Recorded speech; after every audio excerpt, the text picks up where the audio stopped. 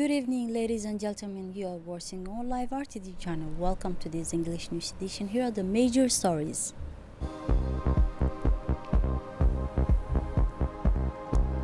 Djibouti, Ivory Coast, President Guelleh attend Alassane Ouattara inauguration in Abidjan. And on the international scene, Marrakesh Declaration 2025 Water and Global Priority. Those were the headlines. Thanks for joining us in our newsroom. The President of the Republic, His Excellency Ismail Omar Guelleh, attend and participate in the Presidential Palace in Abidjan, the inauguration ceremony of the President of the Republic of Ivory Coast, Alassane Ouattara, in the presence of a distinguished group of head of state and government, as well as continental and international figures. President Guelleh's participation came in response to the official invitation extended to him to attend this major national event, which inaugurates as a new political era in the history of Ivory Coast. Following the presidential election held on October 25, 2025, which resulted in President Ouattara's victory with 89% of the vote in the first round, thus renewing the Ivorian people confidence in him for a fourth term at the head of the country. The inauguration ceremony was characterized by the appropriate official and protocol families reserved for such a high-level occasion. Upon the arrival of the delegation of the head of state and government, they were warmly received, reflecting the excellent organization and the great official attention given to this event. Following the completion of the welcoming ceremony, the event began with the President Alassane Ouattara taking the constitutional oath before the President of the Constitutional Court in a solemn and official moment witnessed by those present in the main hall of the presidential palace, as well as thousands of viewers across various media outlets. The participation of the President of the Republic, His Excellency Ismail Omar Guelleh, in this occasion embodies the strong bilateral relation between Djibouti and Ivory Coast, which are based on a historic and fruitful cooperation, mutual respect, and a shared vision for the future of Africa.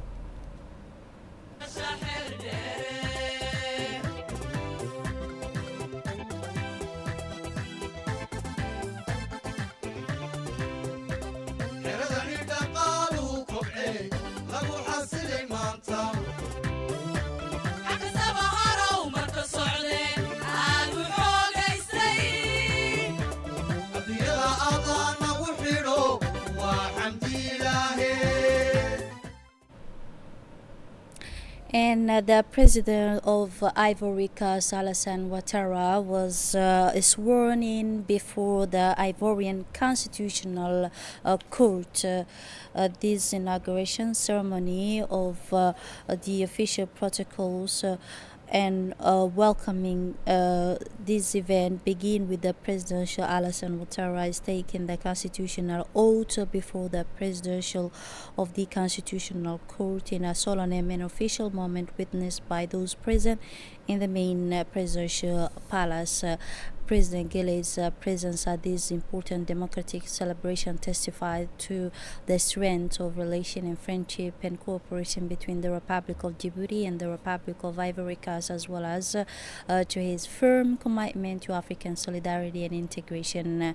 In his address, the Ivorian Coast offers special recognition and warm thanks to President Guelleh, emphasizing that this participation perfectly illustrates these excellent bilateral relation and unwavering bonds, fraternity, and uniting the Ivorian and Djiboutian people. In turn, President Guelleh extends his warmest congratulations to Alassane Ouattara and his re-election, expressing his sincere wish for his complete success in fulfilled in his new and noble responsibility.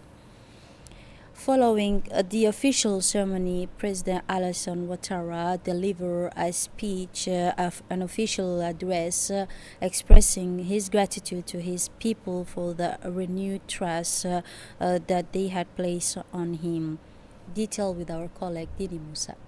President Alassane Ouattara began his address by expressing deep humility and gratitude to the Ivorian people, who reaffirmed their confidence in him with 89.77% of the votes during the presidential election of October 25th. He stated that this fourth mandate is not only an honor but a renewed responsibility that he embraces with respect and determination. He extended warm thanks to the heads of state, government leaders, and distinguished guests who attended the ceremony, highlighting that their presence is a symbol of solidarity and friendship among nations. President Ouattara placed particular emphasis on the presence of His Excellency President Ismail Omar Guelleh of Djibouti, noting that his participation reflects the excellence of the diplomatic relations linking Cote d'Ivoire and Djibouti, and the strong bonds of fraternity uniting their peoples. The President recalled the solemn moments of the ceremony, his oath of office before the President of the Constitutional Council, followed by the presentation of the Grand Collar of the Republic, the highest distinction granted by the nation. He emphasized that the military parade, the honors, and the protocol attached to this investiture reflect the dignity of the Ivorian state and the democratic values it upholds. In his message, President Ouattara reaffirmed his commitment to continue strengthening national development, sustaining stability, and deepening social cohesion. He spoke on the challenges facing the country but expressed confidence that Ivory Coast, supported by the resilience of its people and the backing of its partners, will continue on its path towards prosperity. He reiterated the importance of unity, cooperation, and regional integration, insisting that the future of Africa depends on nations working together in a spirit of mutual respect and shared ambition. To conclude, President Ouattara once again thanked all participating delegations, underlining that their presence honors Ivory Coast and reinforces the bonds uniting African nations. He affirmed that he dedicates this mandate to serving the Ivorian people with integrity, dedication, and unwavering belief in the nation's future. And now let's come back to the national news. The Prime Minister and acting head of government Abdulkader Kamel Mohamed received the executive director of the African Group at the executive board of the Interactive Monetary Fund on Monday at the Prime Minister's reception hall in the presence of the Governor of Central Bank of Djibouti, Ahmed Ousmane. The discussion will focus on debt sustainability, formalizing the informal economy, and improving the targeting of high-impact social spending, particularly for the vulnerable population. The discussion also addressed ways and means to enhance the country's resilience to the impact of climate change, drought, and extreme weather event by mobilizing technical assistance from the IMF for the implementation of reform and corresponding these disbursements in a context where the entire Horn of Africa region is evolving within regional landscape characterized by piracy and Red Sea crisis in maritime traffic, he said. The Prime Minister Abdulkader Kamel Mohamed also received this morning the promising young referee Liban Abdurazak Ahmed, accompanied by the Minister of State for Sport Hassan Kamel. During the meeting, the young Djiboutian referee was praised as one of the first Djiboutian referee to achieve this level of international recognition, thanks to his selection to official at the Africa Cup of National schedule to be held in Morocco from December 21 to January 18. This selection embodies an exemplary career characterized by patience and commitment from local tournament to the highest level of continental football. The Prime Minister encouraged Liban Abdurazak to continue his effort with the same rigor and professionalism and emphasized the authority to support for encouraging the Djiboutian sporting talent and young excellence in regional and international competition. The official mission of the high-level FAO delegation to Djibouti concluded at the People's Palace with a meeting with the Prime Minister Abdulkader Kamel Mohamed.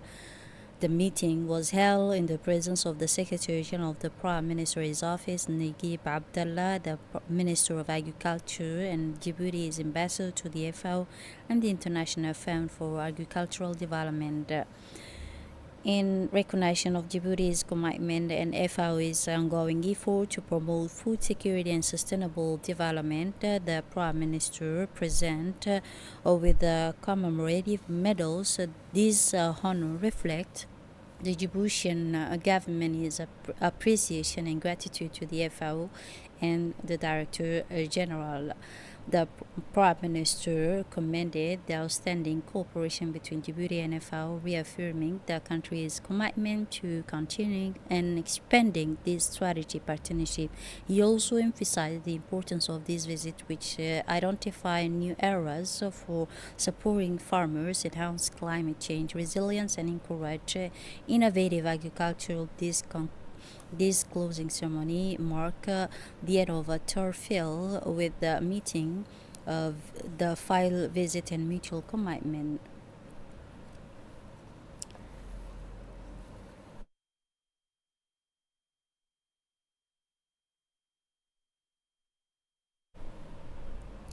The Minister of Foreign Affairs and International Cooperation, Mr. Abdul Qadir Hussein Umar, received a high-level delegation from the Food and Agriculture Organization headed by Director General and accompanied by the Minister of Agriculture, Mohamed Ahmed Awale, during their institutional visit to strengthen cooperation with the Djiboutian authorities. The discussion were focused on a strategic partnership between Djibouti and the FAO, particularly in the areas of food security, resilience to climate crisis, and sustainable development. The Minister of Foreign Affairs commended to the FAO's continued commitment to Djibouti and affirmed the country's desire to enhance this cooperation through support program. The FAO director emphasized the importance of working together to protect the country's fragile ecosystem and promote more sustainable agricultural practice. And following his official mission to Djibouti, the Director General of the Food Agriculture Organization, known as FAO, held an important meeting at the Ministry of Agriculture. Accompanied by his delegation, he met with the Minister of Agriculture, Mohamed Ahmed Awale, to discuss the key points raised during his visit. This meeting provides an opportunity to review the file visit, identify the country's agricultural priorities, and discuss future cooperation between Djibouti and FAO. Both parties reaffirmed their commitment to working together and modernize agriculture, improve food security, and strengthen the technical capacity of farmers. After this working session, the delegation visited the Ministry of Economic and Finance, where they were at this event.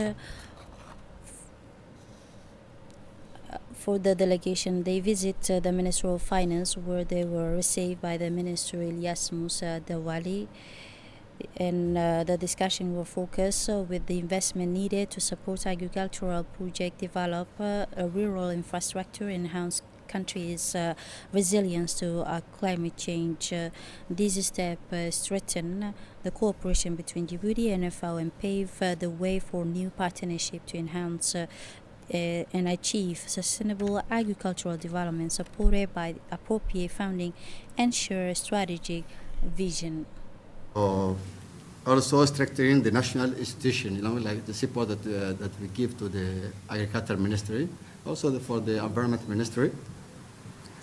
The FAO has played a crucial role in supporting Djibouti legislative, enhancing national access to climate finance, and particularly through the Green Climate Fund.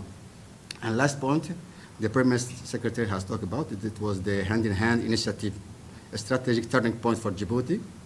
Thanks to this initiative, Djibouti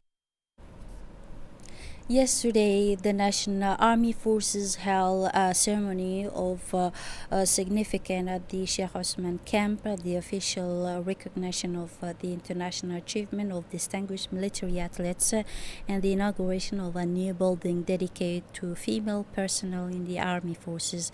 This event reaffirmed the nation's commitment to excellent military discipline and equality among its members. The ceremony began at under the Djibouti's clear skies, marked by early arrival and larger turnout among the attendees were several dignitaries, including the Minister of Defense in charge of Relations and Parliament, the Chief of Staff of the Army Forces, the President of the National Olympic Sport Committee, the President of Djibouti Athletes Federation, the senior official of the Djiboutian Army, the Minister of Defense, and Chief of Staff of the Army Forces inspected the Guide Honor of the Guide of Honor consists of the national band, followed by the Army regiment, is flag and separate units from women's Army Forces, the Air Force, and the Navy.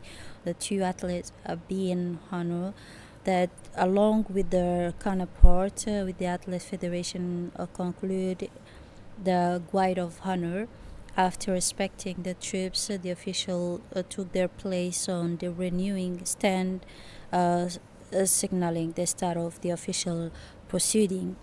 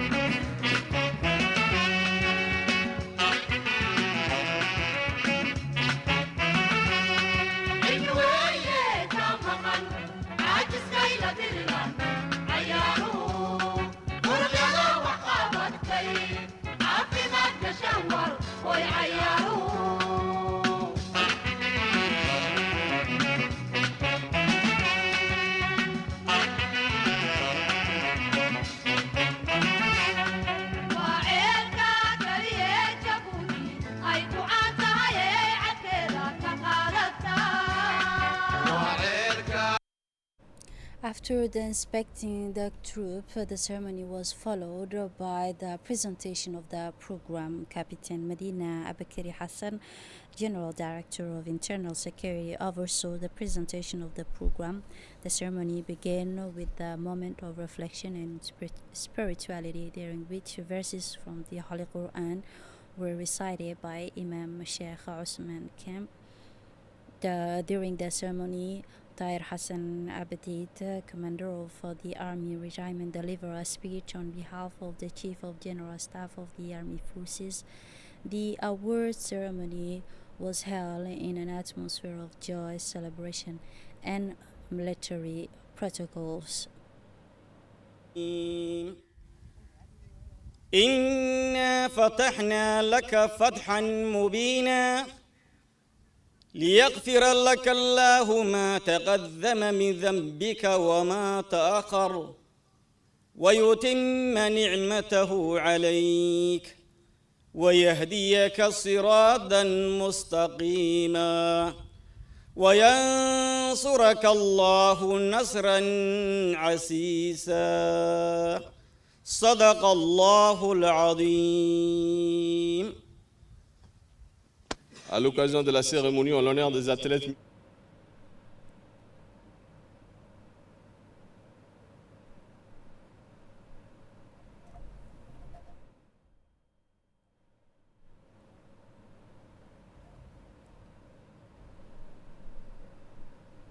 After the presentation of a full military honor and the lowering of the regiment's flag, it's a guard, a symbol of Salanim, and of the moment, the two champions of the strike file, who were at the head of the ceremony, were honored by the Minister of Defense and the Chief of General Staff of the Army Forces.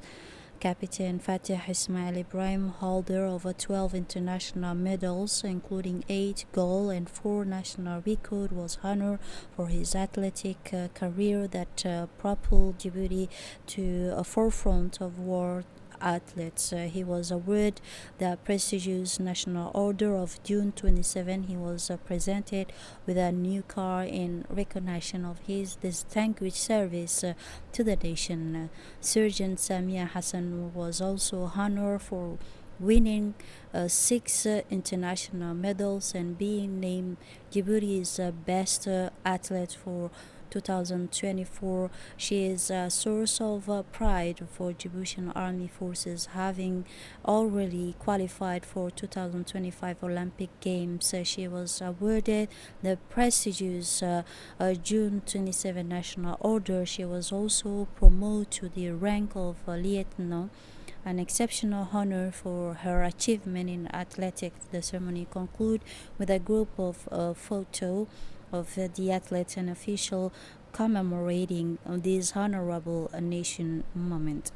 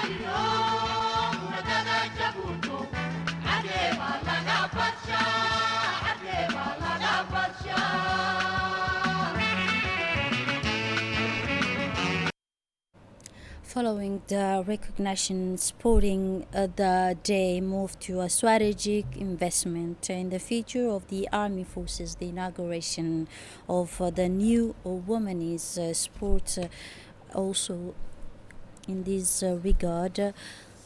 The Army Forces Headquarters building, located at the heart of the Command and Control Center, Military Training Center, the Minister of Defense and the Chief of Staff of the Army Forces cut the ribbon in order to inaugurate the plaque and unveil a commemorative screen. The two commanders toured the building, inspecting its facilities designed for comfort and operational efficiency.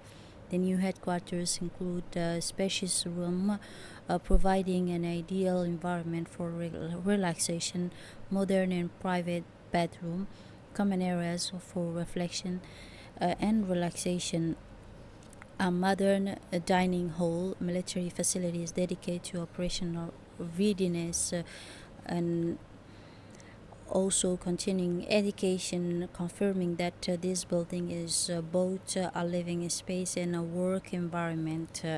The double ceremony concluded in the Hall of Honor at the new Military Police Academy building, and in this regard.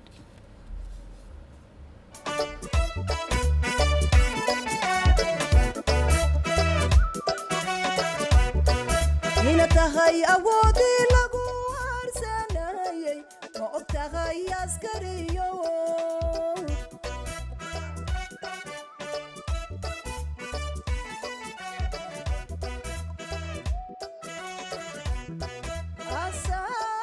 asaaskii nabadiyo abaabulihii guushi ambaqaadki noloshiyo eebadii dagaalkiyo indhihiina tagay ma og tahay askariyo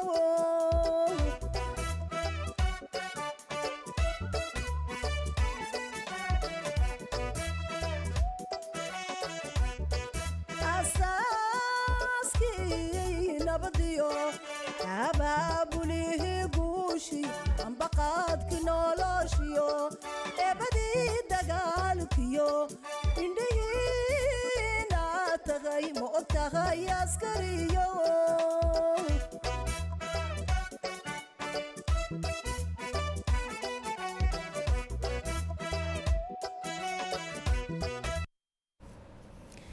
And at the end of the ceremony, the Harbi military troop enlivened the event with national song and folk dances. A festive atmosphere prevailed thanks to the entertainment provided by the Harbi folk art troupe. The two ceremonies reflect a national pride of its athletes, determined to support the excellence and well-being of all its military personnel. hogaansha haddii aan ahay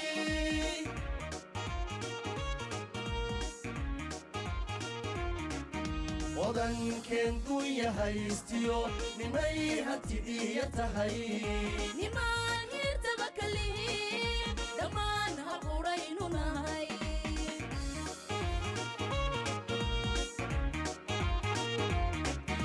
odankeenku yahaystiyo nimay hantidiya tahay nimaan hirtaba kalihiin dhammaan haquraynu nahay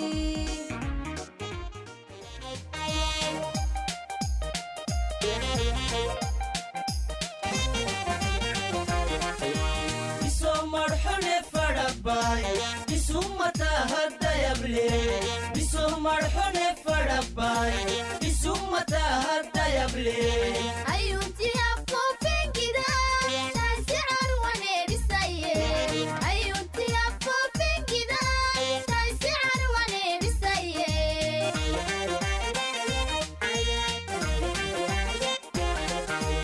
iso marxone fadhabay isumata haddayable iso marxone fadhabay isumata haddayable ayuntiya foofengida taisicar waneedisaye ayuntiya foofengida taisicar waneedisaye And Djibouti, the Republic of Djibouti took an important step in the public health policy by launching the official launching of the national vaccination campaign against human HPV.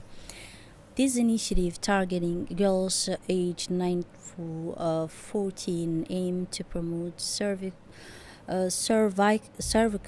cancer prevention across the country. To mark this historic moment, a high-level ministerial delegation visited the Hamoudi Health Center yesterday morning to preside over the opening ceremony and attend the first vaccination session. The delegation consists the Minister of Health, Dr. Ahmed Robli Abdillah, the Minister of National Education, and the Minister of Women and Family, Mr. Muna Usman Aden.